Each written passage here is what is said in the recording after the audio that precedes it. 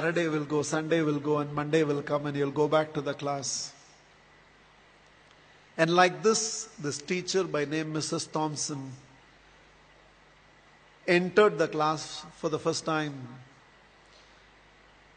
And she had this habit of starting her class by saying, "Love you all." But she knew she was lying because she could not feel that love for one of the students in the class who was very unkept, untidy. And there was nothing in the child that drew attention from Mrs. Thompson. She was little indifferent to the child. She picked him for every negative example and ignored him for all the positive reasons. That year, she had written the progress report for the first quarter. And it was a system in the school that the headmasters have to countersign every progress report. The headmasters called for Mrs. Thompson and told Mrs. Thompson, a progress report should report some progress. It should make a parent feel my child has a future. The way you've written the progress report for Teddy, that is how he was called. The way you've written the progress report for Teddy, parents will give up on Teddy. Mrs. Thompson immediately said, there's nothing I can do. I have nothing positive to write about the child.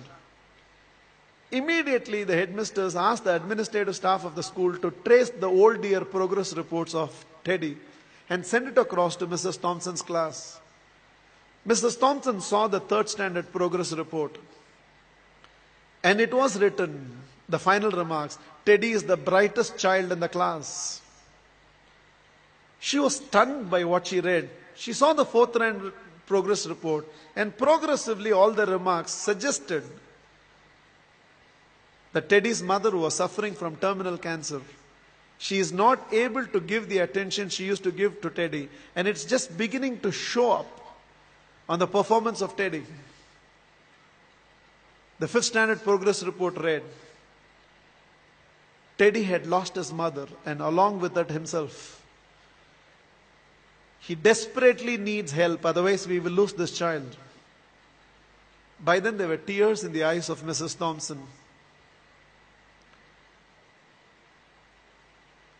She looked at the principal and said, I know what to do. And she went back to the class. Probably it was a Monday morning. She walked into the class and again from the dais of the class, looked at the class and said, love you all. But she knew she was lying. The love she was feeling for Teddy right now was far, far greater than the rest of the class. She decided that she is going to change her approach. For every positive reason, Teddy's name was called. There was no more a negative reference to the whole thing. The last day of the school came. All the children had brought some gifts for the teacher. There was only one gift which was wrapped up in an old newspaper. Somehow, the sense of a teacher, she knew that it must be from Teddy. She opened that first.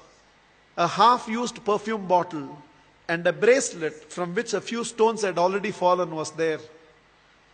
The whole class laughed, knowing it was from Teddy. But without saying anything, Mrs. Thompson just took that half-used perfume bottle, sprayed it on her, wore that bracelet. With a quarter smile, it seems Teddy told, now you're smelling like my mother. This is the last perfume that she used before she left me. And this is what was removed from her body before she was taken into the coffin. 1 year later, end of the school, end of the year, there was a letter on Mrs. Thompson's table. I have seen few more teachers, but you're still the best teacher I've ever seen. With love, Teddy. Every year till the end of the year, Mrs. Thompson used to get this letter from Teddy. I've seen few more teachers, but you're the best teacher I've ever seen, Teddy. Years rolled by, they lost contact. Somewhere an agent traced Mrs. Thompson, who had retired by now, and handed over a letter. And the letter was signed, Dr. Theodore, PhD. Teddy had gone on to become a PhD. And the letter read, I have seen many more people in life, Mrs. Thompson, This is your Teddy. You're still the best teacher I've ever seen. I'm getting married, and I cannot dream of getting married without your presence. Along with that enclosed were to and fro flight tickets. Mrs. Thompson couldn't resist. She no more had the perfume bottle, but she still preserved the bracelet. She wore that and went to the church.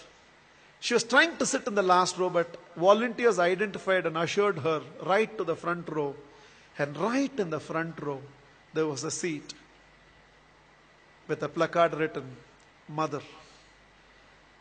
Theodore personally asked Mrs. Thompson to sit in the chair and whispered, "You are the closest to my mother that I've ever experienced. And whatever I am today, it's because of you, ma'am." The wedding happened, and after the wedding, Theodore introduced Mrs. Thompson to his newly wedded wife.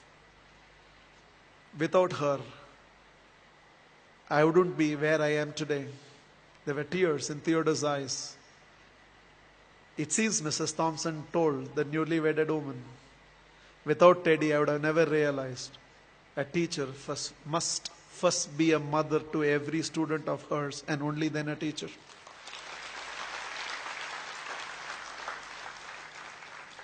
This is just my request to all of you. There is a Teddy sitting in your class. When you go back to your classroom on Monday morning, there is a Teddy in that class, and you can be that Mrs. Thompson. Please, on Monday, don't go back to the institutes as a teacher. Go back as a parent who can also be a teacher and be a turning point in the life of those children. You plus me. I believe we can build a new world.